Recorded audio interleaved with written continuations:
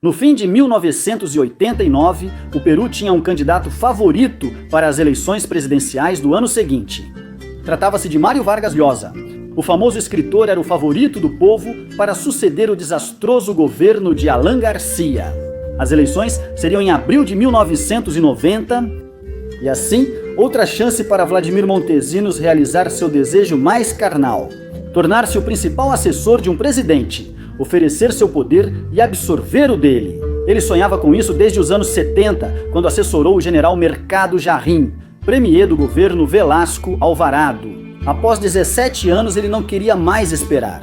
Estava confiante de que conseguiria e tinha razões para isso. Até então, tudo que ele quis fazer, conseguiu. Nunca seja pobre, Vladimiro. O conselho do seu pai antes de morrer já estava esquecido. Agora milionário, Vladimiro sentia que era hora de buscar algo maior, embora não soubesse como. Nunca esperou sentado que as oportunidades chegassem, ia direto bater a porta delas, forçava o destino. Essa ousadia lhe permitiu colher grandes frutos no passado, então ele fez isso de novo. Foi várias vezes ao escritório do amigo Francisco Igartua, fundador e diretor da revista Oiga, para pedir que o apresentasse ao candidato Vargas Llosa e o colocasse em contato. Montesinos já trabalhava no Serviço de Inteligência Nacional e afirmava ter informações cruciais. A vida do escritor estava em risco e ele precisava aconselhá-lo, salvá-lo dessa tragédia. Mas Igartua, apesar de ter publicado por anos as histórias enviadas por Vladimiro, ou talvez por causa disso, sabia que não podia confiar nele. Ele o conhecia bem demais, sabia o quão manipulador, convincente e perigosamente persuasivo ele podia ser. Então ele decidiu não ceder e nunca apresentou o escritor, nem mencionou seu nome nas reuniões. Uma decisão que, sem saber, acabaria mudando o rumo de tudo. Decisão que, se Vladimiro tivesse aconselhado o escritor em vez do engenheiro, talvez no final do vídeo possamos deduzir isso melhor. Nunca saberemos isso com certeza, mas sabemos que Vladimiro não desistiu de seus sonhos. Cocos?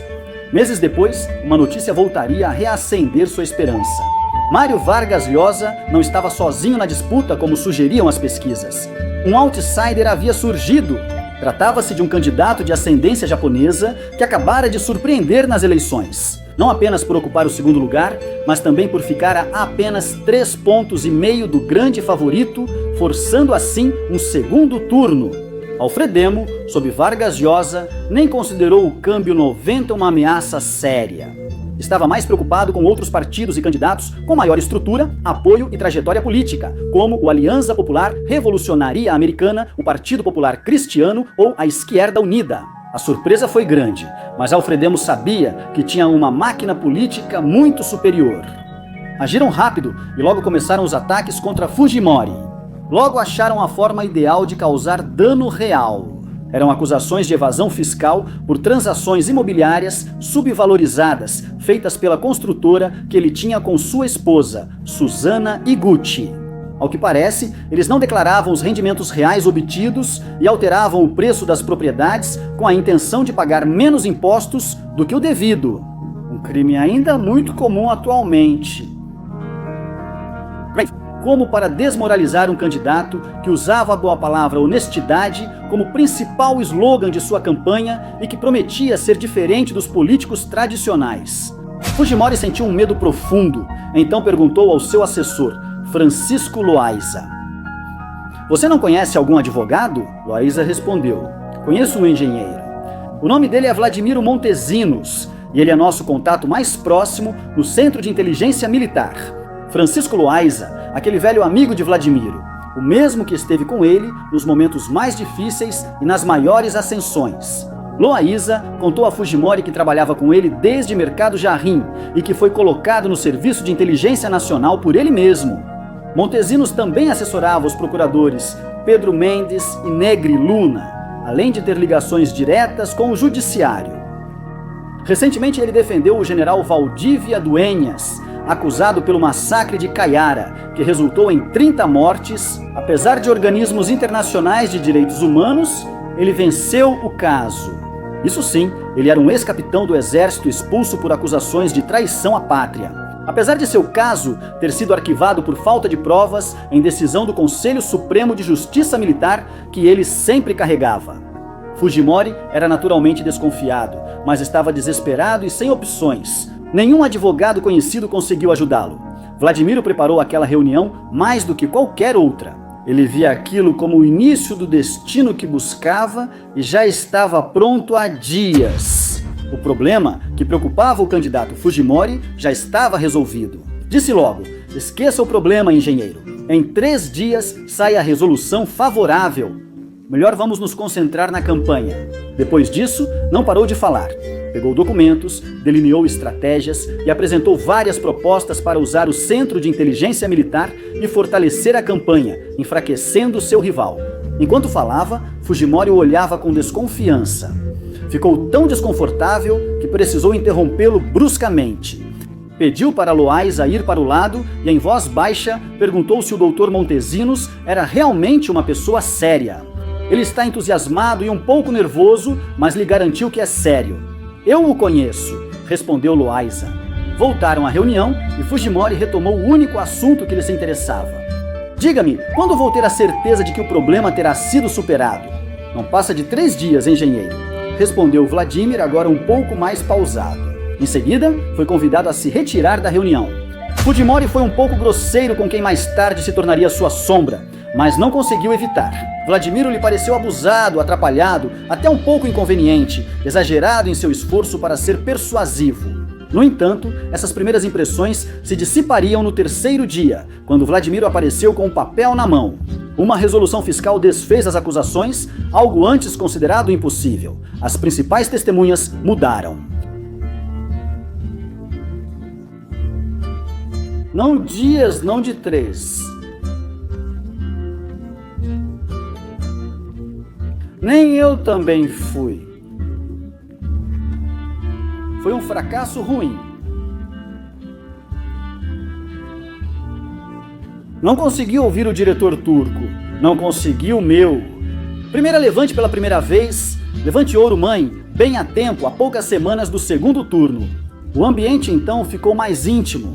Fujimori e sua esposa estavam tão felizes que abriram um licor de laranja e Suzana Iguchi o chamou de melhor advogado. Vladimiro estava entusiasmado, mas registrava mentalmente cada detalhe. A antipatia do candidato pela esposa era evidente. Ele a culpava por tudo e Vladimiro não a suportava. Ele sabia que entender esses detalhes seria essencial depois. Ele também não deixou de notar o abraço que Fujimori deu em Francisco Loaiza após a notícia, enquanto para ele ofereceu apenas um aperto de mão amigável. Apesar de ele ter sido o herói, ficava evidente quem era, naquele momento, o principal homem de confiança de Alberto Fujimori. Montesinos mudaria isso depois, ainda precisava de toda a ajuda possível. Era hora de falar da campanha e apresentar ao engenheiro meu plano para garantir a vitória no 2º turno. Vladimiro finalmente conseguiu sentar com eles e tirou uma pilha de documentos. Documentos que estavam guardados em sua pasta há dias.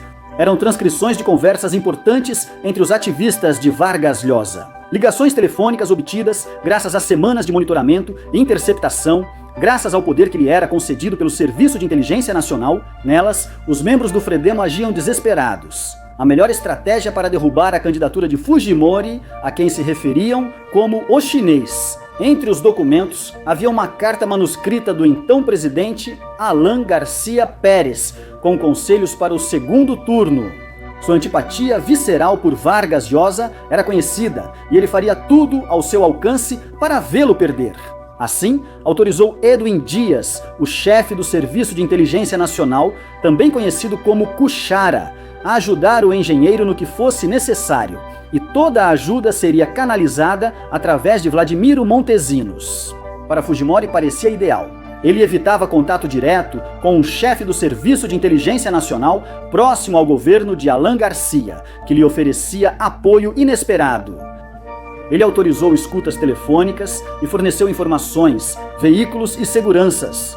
Com essas vantagens, Vladimiro criou uma estratégia eficaz para enfrentar uma disputa que antes parecia desigual. Alberto Fujimori ficou encantado com informações tão condensadas e com os resultados que esses planos prometiam. Sem perceber, ele passou de colaborador jurídico a dependente operacional.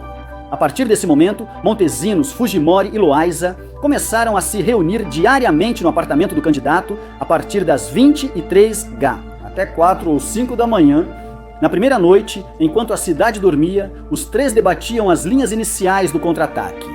Vladimiro olhou pela janela e apontou uma antena estranha, sugerindo que era da Marinha espionando, interceptando suas ligações. Talvez até já tivessem instalado microfones no apartamento. A pele do engenheiro se arrepiou na hora. Ele entendeu pela primeira vez o tamanho do jogo em que tinha se metido. Ele decidiu adaptar um quarto no apartamento ao lado, que era da sua irmã. O quarto foi lacrado com cortinas de borracha, retiraram os móveis, puseram uma mesa, 3 cadeiras e tudo começou ali. Nas noites seguintes, ambos continuaram fornecendo informações de estratégias a pesquisas de opinião.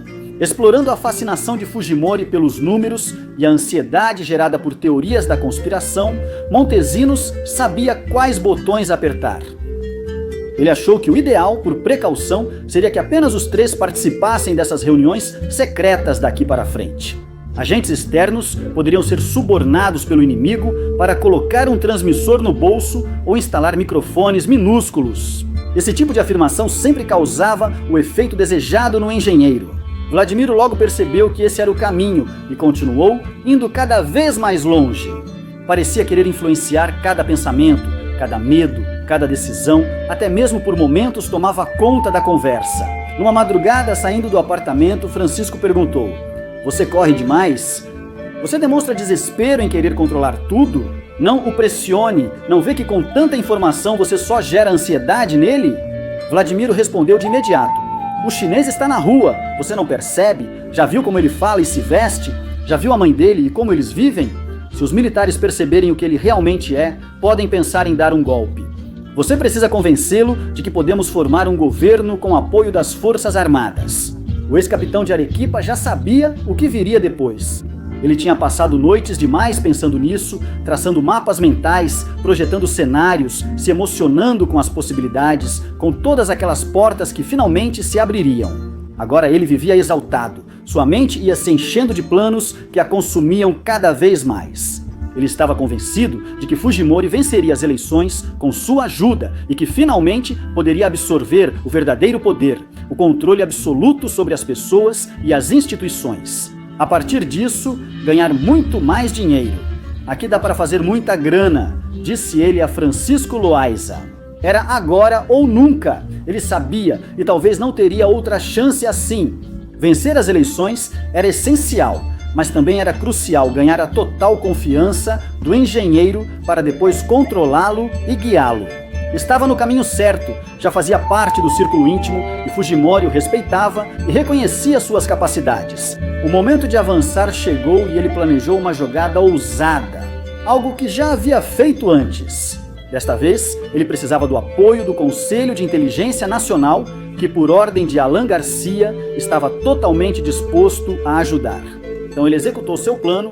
Foi um atentado contra o apartamento de Fernando Oliveira, o congressista incômodo que virou braço militante do Frente Democrática contra Fujimori, um de seus maiores inimigos. Vladimiro, cansado da intromissão, mandou colocar explosivos no apartamento dele e plantou provas para que tudo indicasse que se tratava de um atentado do Sendero Luminoso. A organização terrorista atingira seu auge operacional e eram mais violentos do que nunca, perfeitos para levar a culpa. Ninguém duvidaria. Na reunião seguinte com Fujimori, Loayza Vladimiro comentou sua façanha com orgulho. "Já viram o que aconteceu na Casa de Oliveira? Organizamos tudo a partir do Conselho de Inteligência Nacional. Isso vai paralisá-lo por um tempo." Mas a reação de Fujimori não foi a esperada. A desconfiança reapareceu por um instante. Ele o observou à distância, virou-se e fingiu não ouvir.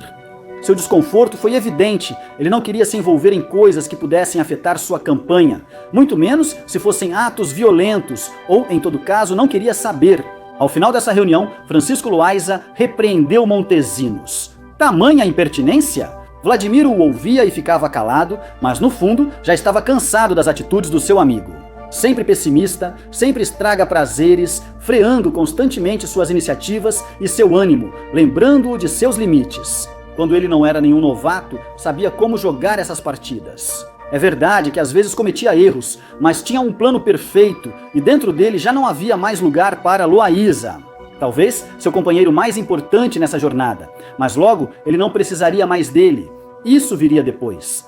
O mais urgente agora era o debate presidencial, um evento chave que com toda a probabilidade acabaria definindo o resultado de uma disputa extremamente acirrada. Alfredemo era o mais interessado nesse confronto. Para eles, era a oportunidade de deixar tudo claro diante do país, enquanto Vladimiro, se pudesse ter evitado, teria feito isso sem hesitar. Ele sabia que era o favorito ali e comentava isso com Loaísa, mas nunca diante de Fujimori. A linguagem do escritor era impecável, própria de um intelectual reconhecido mundialmente. Seus romances já haviam sido traduzidos para mais de 20 idiomas, tornando-o forte candidato ao Nobel e valorizando o país. Além disso, ele tinha um programa de governo definido e sabia apresentá-lo bem. Ele contava com uma equipe técnica que se mostrava sólida e, claro, importantes contatos internacionais. Para vencer o seu inimigo, você deve conhecê-lo bem, e Vladimiro fazia isso. Mas, segundo sua análise, Alfredemo já havia cometido erros graves neste jogo. O primeiro é ser honesto demais. As medidas radicais assustavam o cidadão comum, mas ainda mais grave foi não abrir as portas para ele. Quando puderam, Vladimiro disse a Loaísa: Vargas Llosa vacilou. Em 5 minutos eu tiraria o chinês do jogo. No cinema, há provas que o destroem. Montesinos se referia a 2 pontos, especificamente, uma suposta malversação de fundos durante seu reitorado na Universidade Agrária La Molina e depoimentos de assédio da mesma instituição. Loaísa ouvia esses rumores com ceticismo. Seria a informação real ou Vladimiro só queria se exibir? Não seria estranho, seu ego já nem tocava o chão, mas era inegável que ele se tornou peça fundamental nesse tabuleiro. Ainda mais nesse momento em que o jogo chegava à sua fase mais difícil. Sem uma boa estratégia para o debate presidencial, estariam perdidos. Vladimiro chegava ao escritório com novas informações sobre seu rival debaixo do braço. Todo dia como um caçador que volta da floresta com novas presas. Entre elas, a edição de 1974 da revista Oiga, onde Vargas Llosa admitiu ter fumado maconha. Documento de 1970 em apoio ao governo de Velasco Alvarado. Ou seu vínculo com a Casa de las Américas de Cuba e com a revolucionária AIDEE Santa Maria, evidenciando seu passado comunista. Também extraiu trechos explícitos do romance Elogio à Madrasta, que poderiam colocar em dúvida a moral do escritor. Em um país tão conservador, isso e mais nada era irrelevante. Cada detalhe era essencial, pois o debate estava gerando grande interesse popular.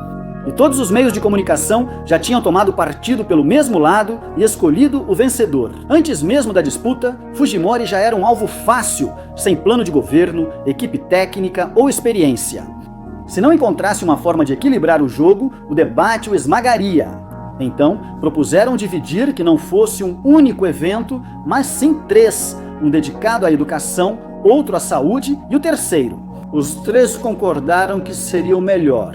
A estratégia era diluir o dano em vários rounds, e se perdesse, que fosse por pontos, não nocaute. Logo depois, a proposta foi rejeitada. Tudo seria decidido em um único debate, longo e implacável, marcado para 21 de maio de 1990. Isso deixou Montesinos muito tenso e nervoso. Agora quem parecia inseguro e pessimista era ele. Vão acabar com o chinês? Pomada! Ele nem sabe falar. Você viu que ele não consegue dizer milhões? Ele fala? Ele se enrola falando espanhol. Vargas Llosa é o oposto e vai mostrar isso, disse Vladimiro a Loaísa em particular.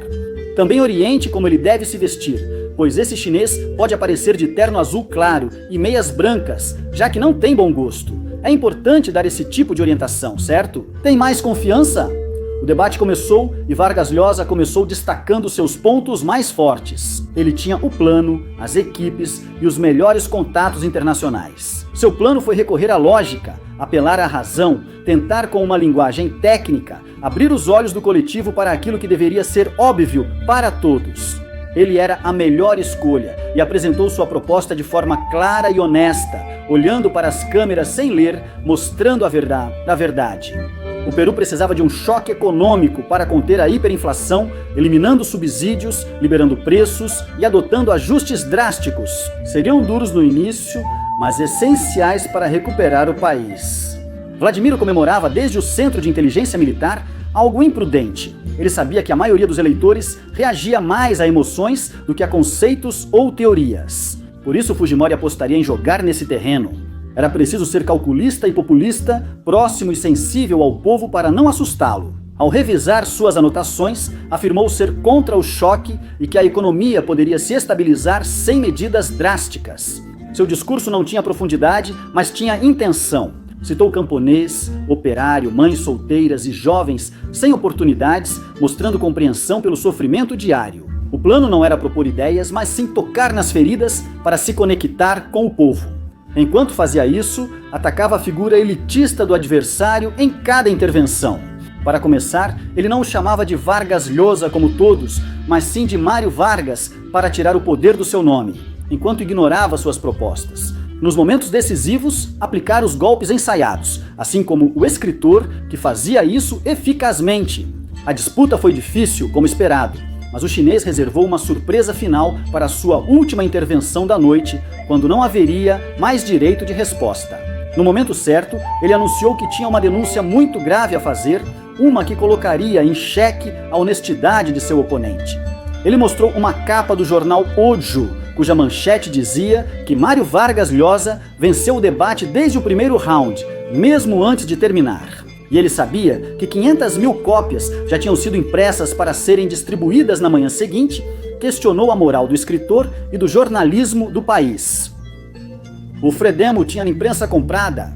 Imediatamente depois disso, Lombardi deu por encerrada a confrontação e horas depois, os diretores do jornal Hoje negaram energicamente a existência dessa capa e, mais ainda, a tiragem de 500 mil de exemplares. Ameaçaram denunciá-lo. Muitos meios de comunicação o apoiaram, mas já ninguém ouvia.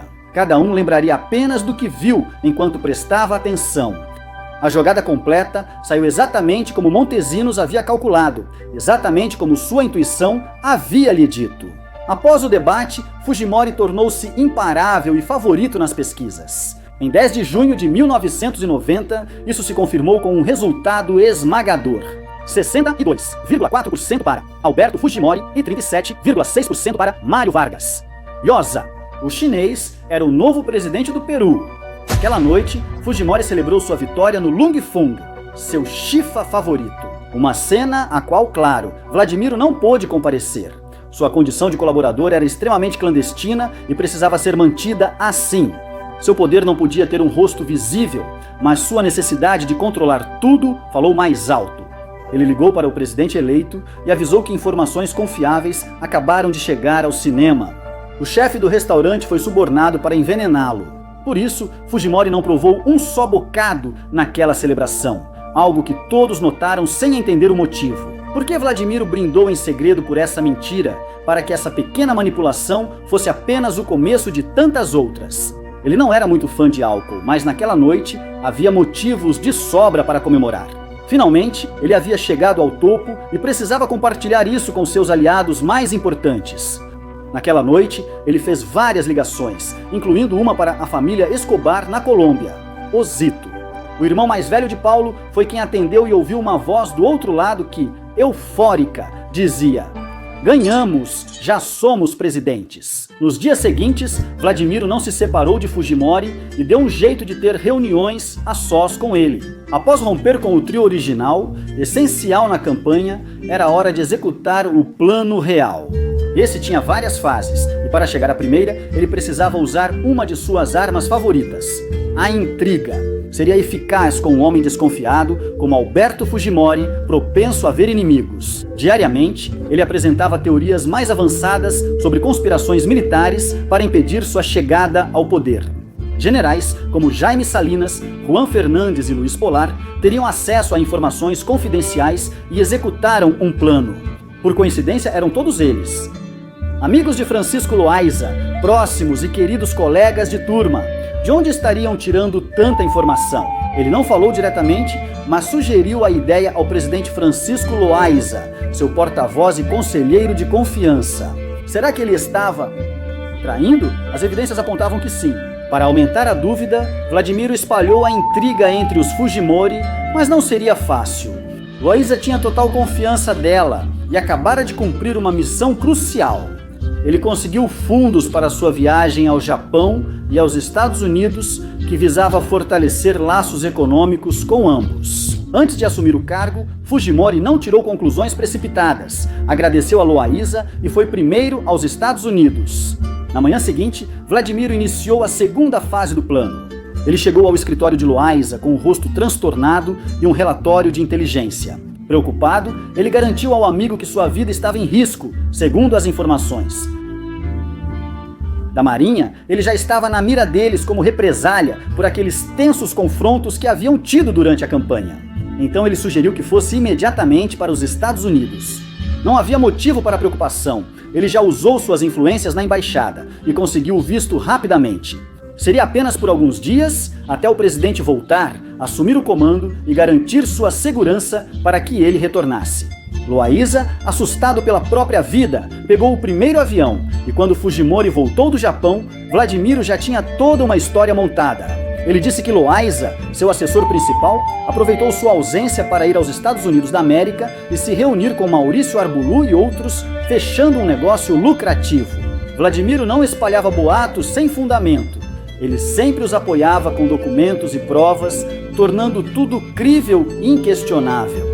Essa desonestidade e traição, junto às suspeitas de conspiração que ele já havia levantado, foram suficientes para que Fujimori retirasse completamente a confiança em Francisco Loayza, descartando-o definitivamente como seu principal assessor. Fujimori tomou posse em 28 de julho e dias depois, Loayza retornou a Lima para assumir o cargo de assessor presidencial que Fujimori já havia lhe oferecido. Mas descobriu, com surpresa, que as portas já estavam fechadas para ele. Ele não conseguia compreender, assim como os meios de comunicação que o identificavam como porta-voz e homem de confiança. Mas as surpresas não pararam. Descobriu que ministérios essenciais, como Defesa e Interior, foram atribuídos a pessoas alheias às propostas que ele apresentou e que haviam sido aceitas nas reuniões. Como tudo mudou em poucos dias? Loayza encarou Vladimiro. Sei que você tem algo a ver com isso. Vladimiro negou, fingiu surpresa e prometeu averiguar e ligar, mas nunca ligou. Loayza foi seu amigo, sócio e cúmplice nesse caminho. Eles se conheceram no meio da inteligência militar durante a década de 70 e ele sempre lhe estendeu a mão. Ele o acompanhou na noite em que seu pai tirou a própria vida e o ajudou a alcançar duas de suas maiores ambições: entrar na inteligência nacional e aconselhar o presidente para manipulá-lo nos bastidores. O problema é que essa última parte do plano não considerava uma inteligência superior à dele, nem uma proximidade maior com o presidente.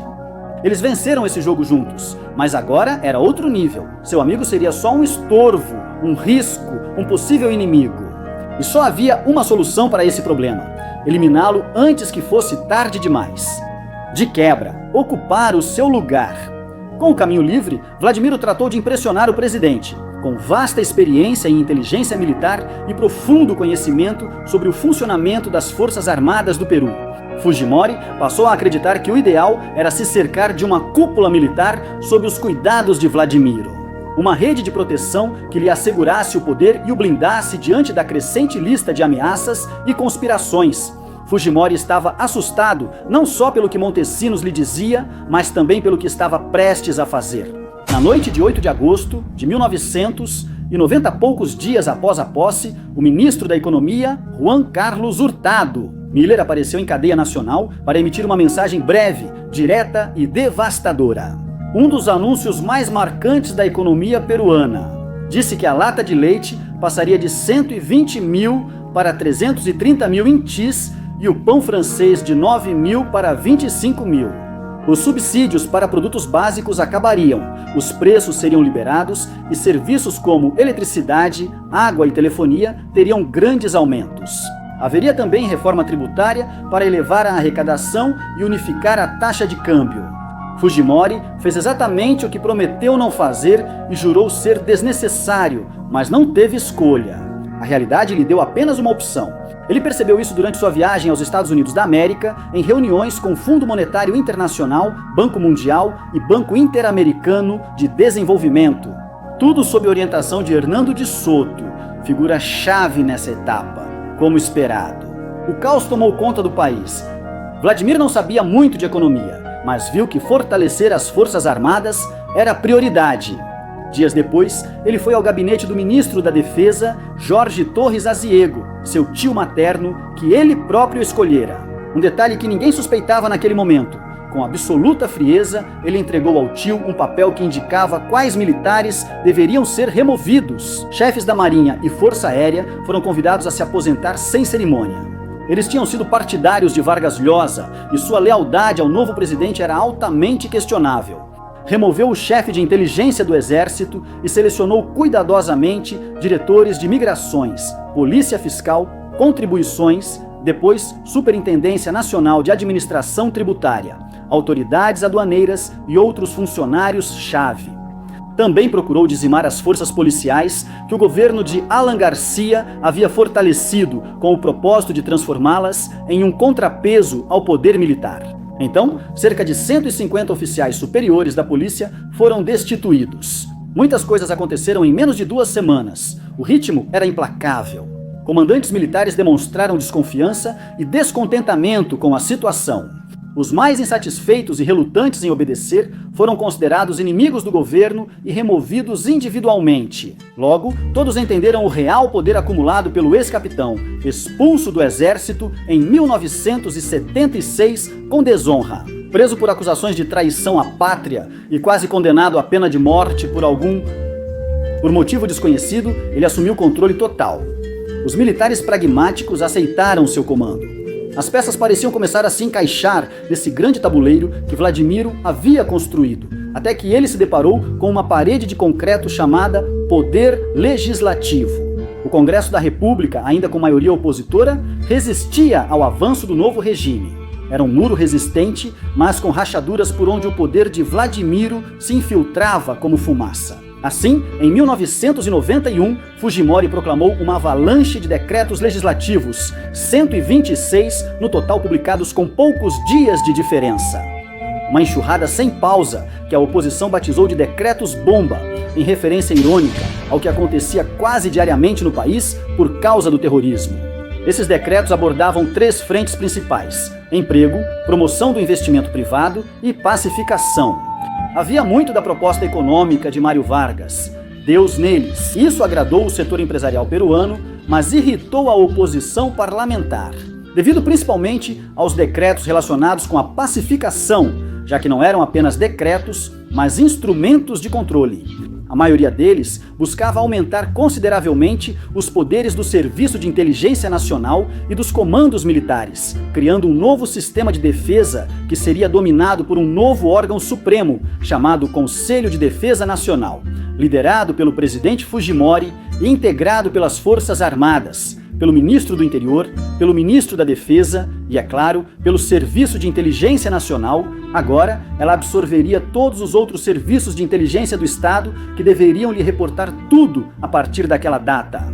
Mas não só eles, os novos decretos também miravam nos civis, obrigando qualquer cidadão a fornecer informações ao Serviço de Inteligência Nacional sempre que fossem solicitadas. Também foram impostas penas severas aos meios de comunicação que divulgassem informações secretas ou prejudiciais à segurança nacional. Não é fácil aumentar tanto o poder militar sem temer um golpe de Estado. Fujimori sabia e temia, mas Vladimiro o tranquilizava.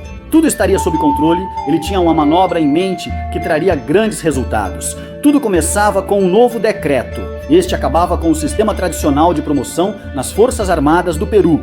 A partir daí, anos de serviço e méritos deixaram de importar.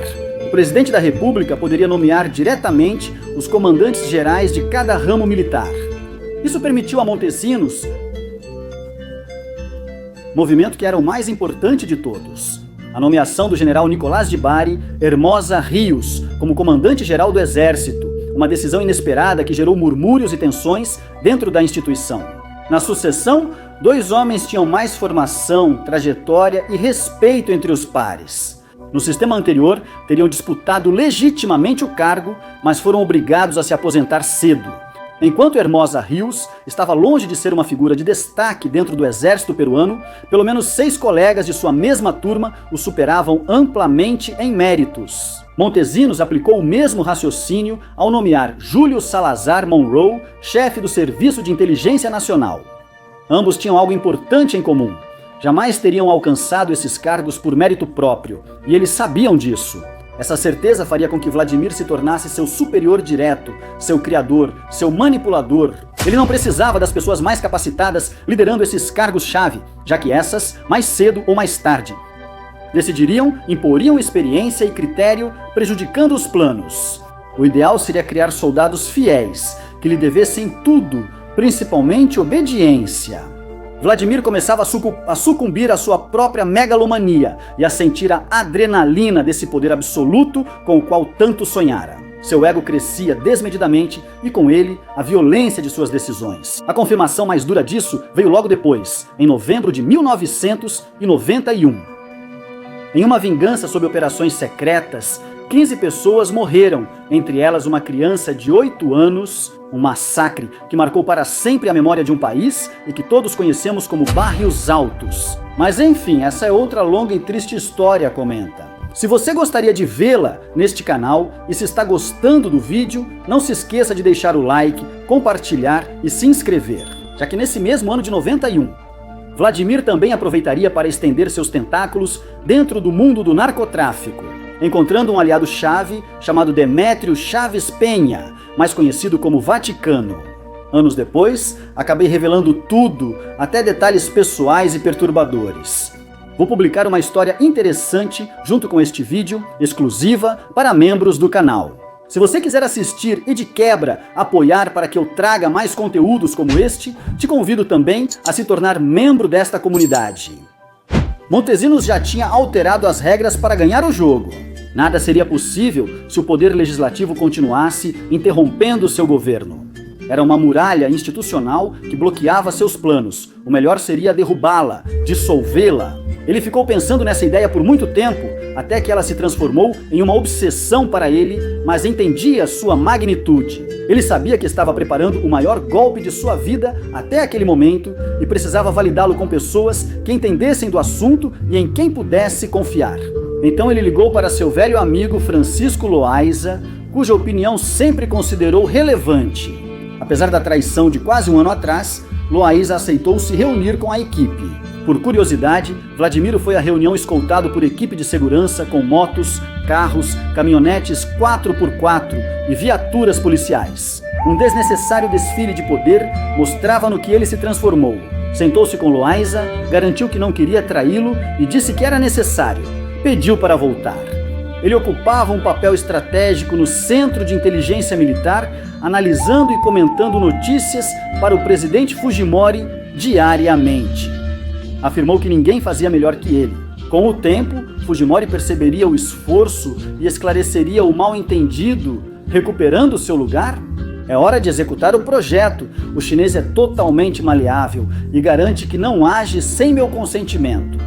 Loaiza aceitou a proposta, mas desconfiado. Depois de alguns dias, Montesinos marcou outra reunião com ele, desta vez incluindo seu ex-chefe, Mercado Jarrim, aquele a quem buscou em Punta Hermosa para pedir emprego e depois assessorou como primeiro-ministro. O mesmo que lhe roubou documentos confidenciais que depois seriam fundamentais para estabelecer laços com a CIA.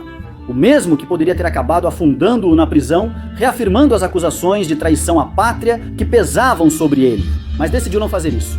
Para saber mais sobre o início de Vladimiro Montesinos, assista a primeira parte desta história após este vídeo. Sentado diante de duas pessoas que já traíra, Vladimiro revelou seu plano de golpe de Estado. Mas não para destituir um presidente, e sim para dissolver o Congresso. Um autogolpe liderado pelo próprio Alberto Fujimori, que também via isso como a única maneira possível de executar o verdadeiro plano, através de um governo cívico-militar. O que acham? Perguntou, sem esperar pela resposta unânime que viria. Ambos achavam que era uma loucura, um absurdo que poderia trazer terríveis consequências geopolíticas, uma ruptura da ordem constitucional que nem os Estados Unidos nem a Organização dos Estados Americanos tolerariam. Vladimiro ficou surpreso. Como era possível que seus amigos, apesar da liberdade dos anos e de tudo o que viveram, ainda não o conhecessem? Ele ficou em silêncio, depois se levantou e saiu. Claro, já tinha previsto tudo. Seus fortes vínculos com a CIA lhe permitiram convencer o Departamento de Estado americano de que era necessário forçar um autogolpe para realmente combater o terrorismo. Após aval da Organização dos Estados Americanos, seguiram o conselho e aplicaram o choque. Era a vez deles apoiarem o governo de Alberto Fujimori, e assim foi. Isso ficaria comprovado mais tarde. Vladimiro se arrependeu de expor seu plano mais secreto, desconhecido até por Máximo San Román. Ele decidiu naquele momento que não precisava da aprovação nem da validação de ninguém, apenas do presidente, e essa ele já tinha. À noite de domingo, 5 de abril de 1992. Tanques e blindados avançam pelas ruas desertas de Lima, até pararem diante do Parlamento e do Palácio da Justiça, enquanto outras tropas se posicionam fora de pontos problemáticos, como a sede do Partido Abril ou da Confederação Geral dos Trabalhadores. Exatamente às 22h36, os canais de televisão interrompem bruscamente sua programação e em todas as telas aparece Alberto Fujimori, que começa enumerando os avanços alcançados até o momento no combate à inflação e o restabelecimento das relações financeiras internacionais, assegurando que era o momento de avançar na luta contra a pobreza, a corrupção e o terrorismo, mas havia obstáculos no caminho do Peru: a inoperância do parlamento e a corrupção. Os juízes colocavam obstáculos para combater o terrorismo e o narcotráfico, enquanto no Congresso era irresponsável e inconstitucional.